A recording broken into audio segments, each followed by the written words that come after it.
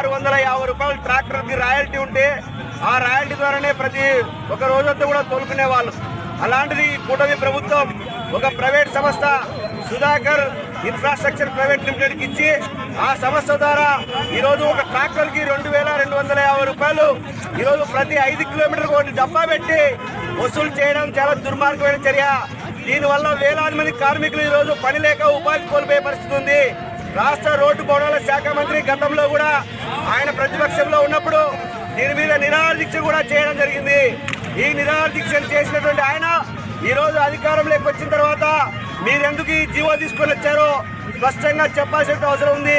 నీ నియోజకవర్గంలో ఉన్నటువంటి 5 మండలాల్లో వేలాది మంది ఈరోజు ఉపాధి లేక వలసపోయేటువంటి పరిశ్రమ ఉంది. ఆ రోజు మీరు ప్రతిపక్షంలో ఉన్నప్పుడు చెప్పిన మాటని ఈరోజు అధికారంలోకి వచ్చిన తర్వాత ఎందుకు ఇవ్వడం జరిగింది? దీనిపైన స్పష్టంగా బీసీ జనార్దన్ రెడ్డి గారు ప్రజానికానికి ఈరోజు మీ సంస్థ ఉందా లేదా మీ ప్రభుత్వం లేకుండా కేంద్ర ప్రభుత్వం చేతిలో ఉందో స్పష్టంగా చేయాల్సి ఉంది. ఈ ధర్నా కార్యక్రమం చేపడతా ఉంటేనే మీ కార్యాలయం నుంచి ఫోన్ చేసి ఈరోజు భయపడించడం జరుగుతూ ఉంది. ఇది ఎంతవరకు కరెక్ట్ కాదు. మీరు భయపడించే బదులు ఈ జీవోను రద్దు చేయాలని మేము సిపిఐ ఏఐటీసీగా డిమాండ్ చేస్తా ఉన్నాం. ఈరోజు కరెంటు బిల్లులు విపరీతంగా